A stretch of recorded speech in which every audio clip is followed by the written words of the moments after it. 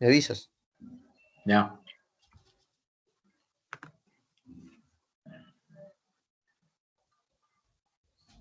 Bien. Hoy vamos a hablar sobre el tratado contra el método de Paul Feyerabend. Nos vamos a entrar en el capítulo 1 y nuestro análisis irá hasta el capítulo 4 en detalle, pero también hablaremos de la idea central que atraviesa toda la obra en general. Siguiente. Lo primero que debemos decir en relación a la propuesta de Paul Feyerabend es que no sale de la nada. Si bien esto parece una perogrullada, se ha acusado a la propuesta de Paul Feyerabend de ser tan radical y tan anarquista que alguien podría pensar que es un golpe de autoridad, un patear el tablero, y no es así. En realidad es una propuesta que viene de mucho antes, que se ha ido extremando hasta llegar a los extremos, valga la redundancia, que propone Paul Feyerabend. El primer abordaje que tenemos de la ciencia, visto o vista desde un punto de vista histórico, es el de Coiré, el de Alexandre Coiré, este erudito ruso que escapó antes de la revolución de Lenin, radicó en París y luego más adelante daría clases en las universidades estadounidenses. Lo primero que nos dice Coiré es que la revolución científica copernicana no tiene una clara diferenciación metodológica, sino está llena de ideas metafísicas y religiosas. Es decir, los que introdujeron los cambios esenciales en la historia del pensamiento científico no tenían motivaciones sólidas desde el punto de vista cientificista. Por ejemplo, Kepler cuando dice que el Sol está en el centro del sistema planetario solar y no la Tierra, es decir, la teoría heliocéntrica, lo dice pensando en que el Sol es la perfecta representación del poder de Dios, por eso debería estar en el centro. O sea, es un contraargumento de tinte también religioso, porque el argumento era que nosotros, por ser creación de Dios, debemos ocupar un lugar central porque Dios nos da lo mejor, por ser su creación. Pero Kepler dice, no, es que Dios representa su grandeza y poderío poniendo al Sol en el centro. La luz sería el Espíritu Santo, los planetas los ángeles. Es decir, Kepler está influenciado de alguna manera por la metafísica y la luz de Plotino. Es una idea metafísica y religiosa la que hace que uno de los grandes modificadores y renovadores de la ciencia, un exponente de la ciencia moderna, su motivación, repetimos, es metafísica y religiosa. Lo mismo Galileo con la frase, ¿no? Bastante conocida. Quien sabe matemática, quien sabe geometría puede leer la naturaleza y puede ver el mundo como lo hace Dios o a través de los ojos de Dios. La matemática, entendida como el lenguaje de la naturaleza, es una frase ya cortada en nuestros tiempos que se le ha quitado el tinte teológico, pero la frase de Galileo es, puede leer la naturaleza a través de los ojos de Dios. Lo mismo con Newton, que sabemos que Newton se atrevió a predecir cuándo más o menos podría ser el fin de los tiempos, tratando de encontrar patrones numéricos en la Biblia, porque Newton pensaba que su intelecto y su capacidad de descubrimientos no era una habilidad particular, sino era un don. Entonces, una serie de datos que nos va introduciendo Coiré sobre la influencia del platonismo, de las propuestas de Demócrito y Leucipo.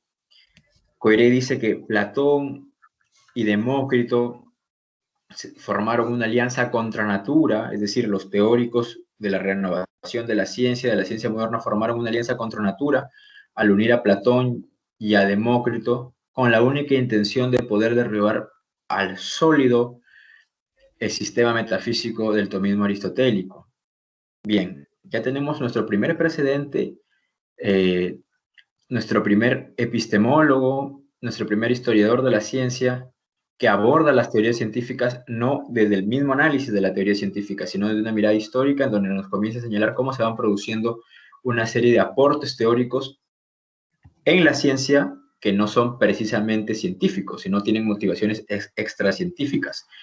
Como acabo de decir hace un momento, las motivaciones metafísico-religiosas de grandes exponentes de la historia del pensamiento científico. Y solo a modo anecdótico, Descartes, que vendría a ser el equivalente en filosofía de la renovación del conocimiento, tuvo un sueño.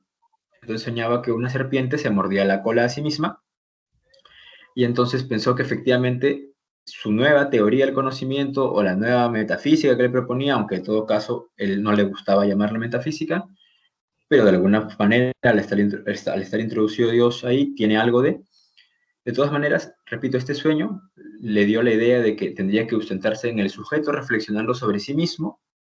Su teoría tendría que sustentarse, repito, en el sujeto reflexionando sobre sí mismo. Ahí está el paralelo con la serpiente que se muerde la cola. Entonces, al día siguiente, Descartes fue en peregrinación a una marcha eh, que era en favor de la Virgen María para agradecerle por la inspiración de la noche anterior.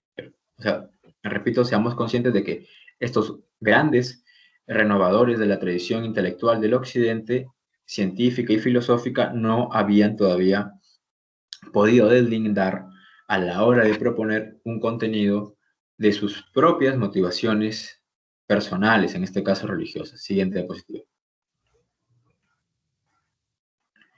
Bien, esa es la imagen de Coiré y esa es la portada del libro de Alexandre Coiré, Estudio de Historia del Pensamiento Científico, de donde extraigo todos los datos que les acabo de comentar. Siguiente diapositiva. Bien, otro precedente es Thomas Kuhn, con su libro La estructura de las revoluciones científicas, en donde introduce toda una serie de terminología, no todo un aparato teórico con terminología que hoy en día nos parece hasta cotidiana. Hasta antes de él no se utilizaba el término paradigma como enfoques diferentes de abordaje de la realidad, sino paradigma venía de latín, de cómo se conjugaba. El paradigma era un modelo de declinación, perdón, creo que la palabra no es correcta, utilizar conjugación en latín, pero de todas maneras era un modelo gramatical, no era un modelo de abordaje de la realidad, no era un modelo científico. Es a partir de Kuhn, repito, que ahora ya nosotros podemos decir, hay un cambio de paradigma, lo decimos sin saber muchas veces en el lenguaje popular y coloquial, que tiene un origen en la epistemología, en la propuesta de Kuhn. Bien, rápidamente, con toda esta batería de términos, no voy a definirlos uno a uno porque la exposición no es sobre Kuhn, sino es sobre Feyerabend, pero rápidamente podemos decir que la ciencia normal es la ciencia vigente. Una anomalía son críticas a la ciencia normal. Una multiplicidad de anomalías nos está diciendo que estamos ya en una crisis, que ese sistema teórico está en una crisis, o ese sistema científico, esa propuesta científica está en una crisis. Y entonces, efectivamente, el paradigma es lo que puede unificar a las diversas propuestas dentro de una sola propuesta macro.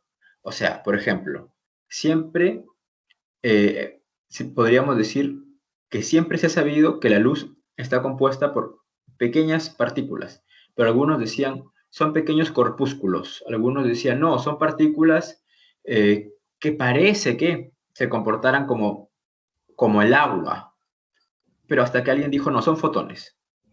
A raíz de que se dijo son fotones, se creó el paradigma de que la luz está compuesta por fotones y se pudo articular ya en una propuesta mayor, pero siempre se supo, o siempre hubo propuestas de que eran pequeñas partículas, corpúsculos, partículas similares al agua, hasta que dijeron fotones, ¿no? Entonces, efectivamente, luego la inconmensurabilidad es eso, de que de un sistema a otro, cuando no hay justamente un paradigma compartido, como no hay nada que los unifique, no se pueden comparar, no hay un punto de comparación. Esa inconmensurabilidad hace que uno no puede decir este sistema es mejor que el otro, sino hemos cambiado de paradigma. Mejor en el sentido de coherencia interna. El sistema tomista aristotélico o el sistema aristotélico es bastante coherente dentro de sus propios términos. Es por eso que si nosotros extraemos un término para comparar, o sea, un término que se escribe igual, que se pronuncia igual, pero que significa otra cosa, porque una vez que tú lo extraes de ese sistema, tú no puedes decir, este término X se desarrolla mejor en la historia en este otro sistema, porque extraído del sistema anterior ya no pierde, perdón, ya no mantiene su significado real. Es otra cosa, es por eso que es intraducible. Tú no puedes decir, ah, ya, el equivalente a ese término en este otro sistema sería esto otro, porque el sistema es relacional y depende de los otros, para que sea sólido. Bueno, dicho todo esto, ¿qué es lo que nos dice Kuhn? Kuhn nos dice que justamente porque él considera que un término no puede variar de un paradigma a otro, que hasta que no se cambie de paradigma no puede haber un avance en la ciencia, es que él considera que en realidad es gracias al genio individual que se modifica la ciencia y progresa, no gracias a la solidez de un método, solo que él todavía no extrajo las consecuencias más radicales. Él no se dio cuenta de lo que estaba, o sea, que llevado a su extremo, hasta dónde podía llegar lo que él estaba proponiendo en ciernes, porque tampoco ese es su punto fundamental. Su punto fundamental es efectivamente el cambio de paradigma, pero ya comienza a introducir él que el punto fundamental es el genio individual y como muchas veces el genio individual se ve cohibido por demandas sociales. Bien, dicho todo esto, ahora sí ya podemos entrar a la propuesta de Feyerabend, siguiente diapositiva. Bueno, él es Kuhn y esa es la carátula de su libro. Siguiente diapositiva. Siguiente diapositiva. Siguiente diapositiva. Bien, esa es la imagen de la anterior, por favor. La anterior diapositiva. Esa es la imagen de Paul Feyerabend, esa es la carátula de su libro. Ahora sí, siguiente diapositiva. Bien, esta va a ser la pregunta guía que nos va a permitir más o menos extraer lo que nos está importando para fines particulares de este curso, ¿no? Porque es imposible determinar un método único para la racionalidad científica, cómo funcionan las dos contrarreglas de la metodología de investigación científica. Voy a tratar de poder contestar esto de manera transversal, mientras voy desarrollando las propuestas del capítulo 1 al 4. Siguiente diapositiva. Bien, Paul Feyerabend nos dice en el capítulo 1 que el único principio que no inhibe el progreso científico es el de todo vale o todo sirve. A ver, la metodología científica establece una serie de pautas y procesos a seguir pensando en la experimentación y en la extracción de datos concretos que luego pueden ser universales, o sea, volverse universales. Entonces, yo digo, la ley de la gravedad, si tal como la describo, funciona aquí, funciona en la China y funciona en todos lados. Entonces, eso es más o menos el tipo de metodología que tiene la ciencia. Obviamente lo he descrito de una manera muy burda, pero esa es la idea. La idea es que se puede construir sobre datos anteriores, se puede aglutinar y construir conocimiento.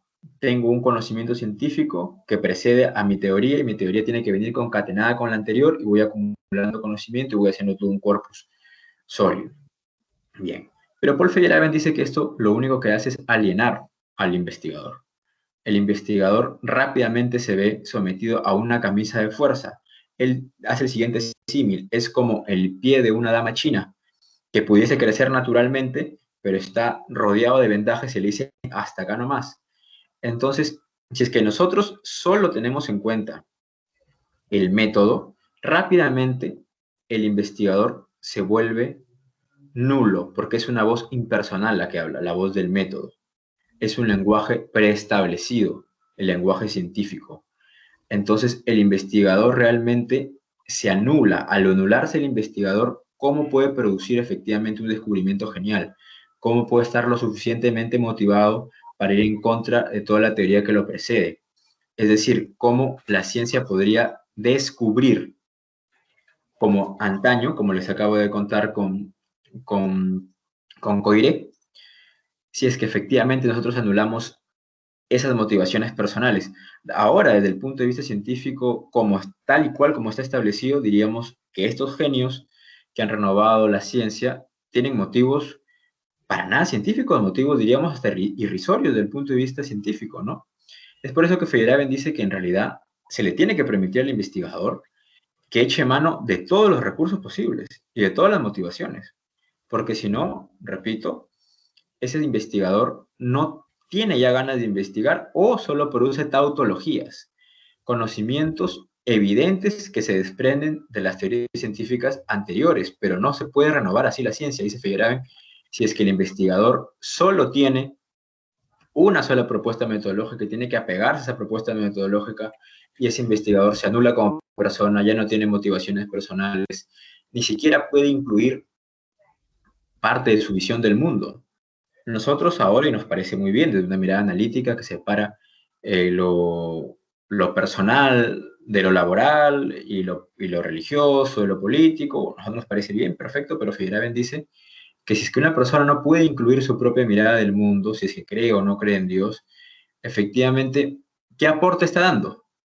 No está dando ningún aporte, sino simplemente está continuando este lenguaje impersonal de la ciencia que ya no es de nadie. O sea, es por eso que ahora se nos hace tan difícil que repercuta un nombre con esa grandeza, ¿no? Galileo, Newton. Ahora son muy escasos los nombres que han podido tener ese tipo de repercusión.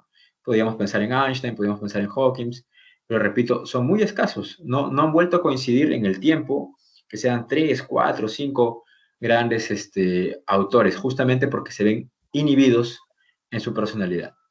Siguiente diapositiva. Bien, en el capítulo 2, Paul Feyerabend nos dice que debemos tratar de introducir contrarreglas, porque las evidencias se obtienen a través de alternativas incompatibles. Hay un pequeño error, he puesto compatibles ahí. No, son alternativas incompatibles. Me explico. Si tú tienes un modelo teórico con una determinada terminología, ¿cómo te puedes dar cuenta tú del error o de la carga ideológica que conlleva el término que utilizas si es que justamente no sales de ese marco? Vamos a hacer un símil un poco burdo que no lo pone Feyerabend, lo propongo yo, pero para dejarme entender. Es como cuando uno está atravesando una crisis emocional o psicológica, uno suele pedir consejo externo a un amigo o a través de un terapeuta porque uno quiere la mirada de afuera, porque uno desde dentro no puede discernir. Es exactamente igual. Nosotros nos damos cuenta que los términos que utilizamos que nos parecen científicos, y con eso quiero decir objetivos, inapelables, sólidos, nos damos cuenta que ya tienen una carga ideológica porque estamos adentro. Entonces Feyerabend dice que ahí es donde nosotros tenemos que tratar de introducir contrarreglas, nosotros mismos, tratar de, entre comillas, por así decirlo, sabotear nuestro avance o, en última instancia, echar mano de una visión del mundo, una cosmología, una metafísica radicalmente diferente. Feyerabend dice, tú tienes una visión, por así decirlo, evolucionista, echa mano del Génesis, que no te importa, echa mano del Génesis, porque tú necesitas a alguien con quien contrastar. Si no, nunca te vas a poder dar cuenta de la tremenda carga ideológica que tienen tus propios términos. Siguiente diapositiva. Bien, justamente hablando del método, de cómo el método anula al sujeto y pretende de que hable de manera impersonal y de que no sale de su propia mónada, para usar ese término de Leibniz, es decir, está encerrado en sí mismo, es porque el método lo que busca es la consistencia. Pero ¿qué nos dice Feyerabend de la condición de consistencia? Que solo beneficia a la teoría más añeja y no a la mejor teoría. Es decir, si tú puedes proponer una teoría que articule parte de lo que ya se considera por la comunidad como científico, es decir, tú propones X y X puede articular a Y y Z que precedía y unirlo todo en una gran cadena, se considera que es científico. Pero si tú propones W, por así decirlo, y no puedes articular lo anterior, se considera que no es científico, o científica tu teoría.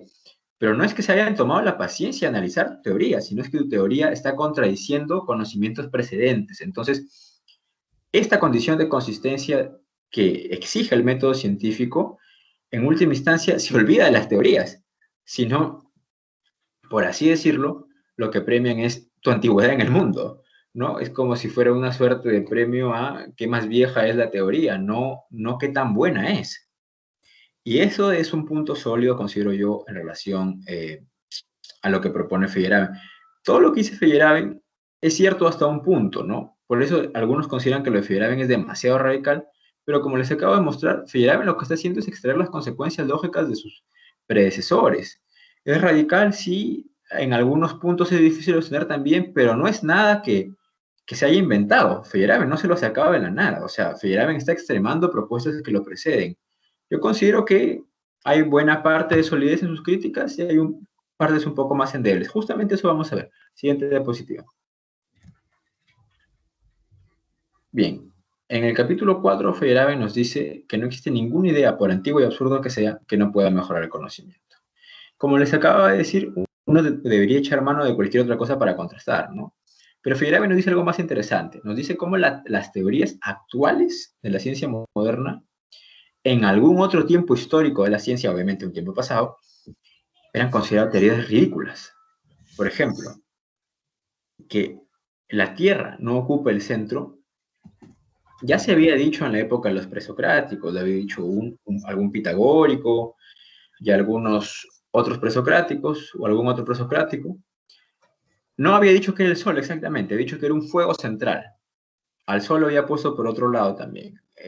No recuerdo el nombre de este presocrático o pitagórico en este momento, pero de todas maneras, el hecho de que hubiese un fuego central y que la Tierra no ocupase el lugar del centro es bastante, se parece bastante a la teoría heliocéntrica, y sin embargo, para Aristóteles esa era una teoría que no se sostenía. Y Aristóteles ha tenido una impronta tanto en la antigüedad como en el medioevo, que lo que decía Aristóteles era más o menos lo que marcaba la pauta de qué era o no era conocimiento. Bien, la teoría de que la Tierra se mueve era bastante ridícula porque nosotros no podemos sentirla. O sea, nosotros no podemos sentir el movimiento de la Tierra. Para nosotros, para lo que nos permite decir nuestro sentido, la Tierra es estacionaria. Entonces, realmente estamos pensando que para un determinado momento histórico, para el paradigma, por utilizar el término de Kuhn, científico de un determinado momento histórico, o para utilizar el término de Feyerabend, que le gusta introducir nociones abiertamente políticas, por eso él denomina que su teoría es el anarquismo epistemológico, y para justificar su anarquismo cita no a científicos, sino cita a políticos, o a teóricos políticos, a revolucionarios, cita a Kropotkin, cita a Lenin. Bueno, si bien Lenin es comunista, lo que quiero decir es cómo Feyerabend introduce lo político acá.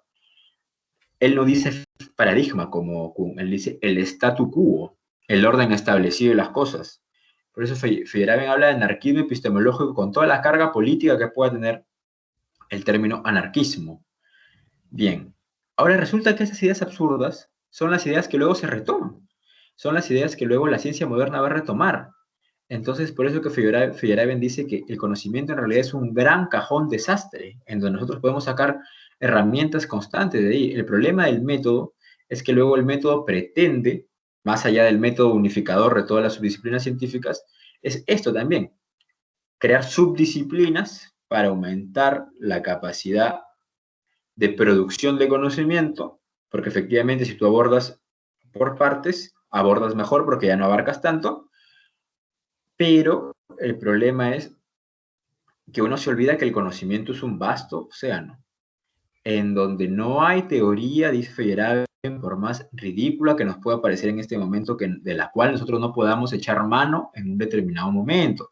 Pero para eso, repito, ahora sí, unificando lo del capítulo 1 al 4, tiene que haber un sujeto donde dice, acá estoy en un impasse, echo mano de esto. No tiene que anularse para que hable un lenguaje impersonal, es decir, el lenguaje científico.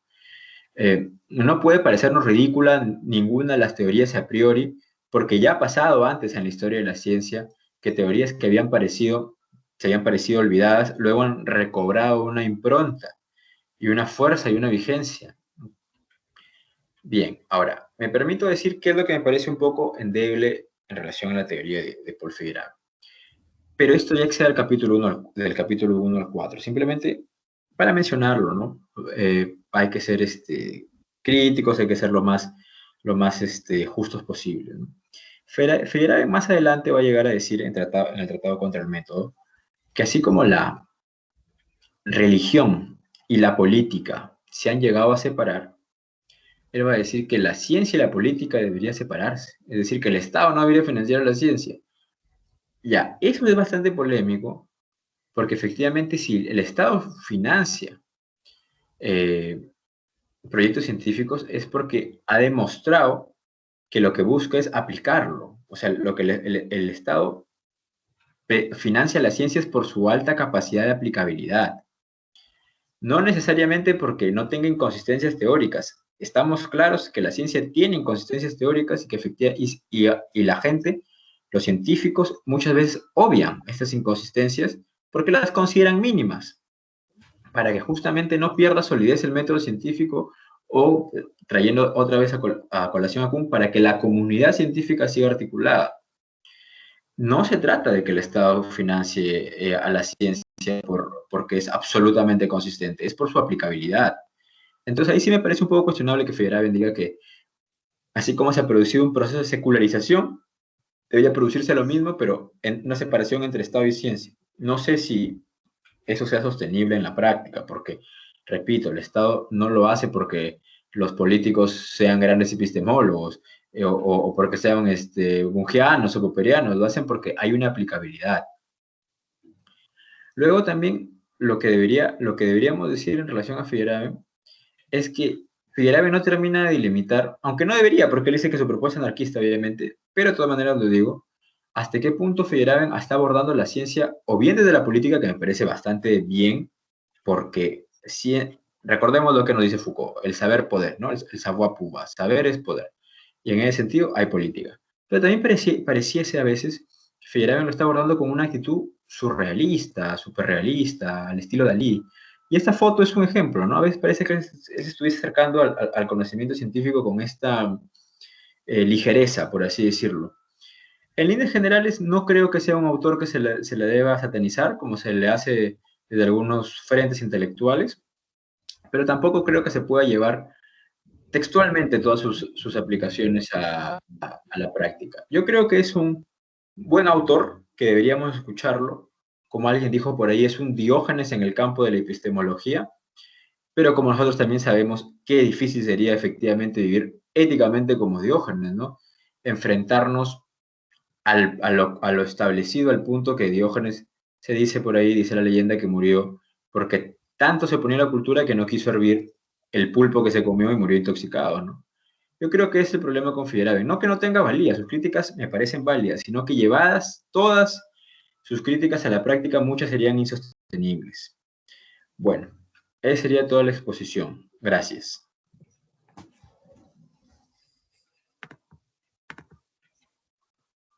¿Ya está, hermano? ¿Quedó o no?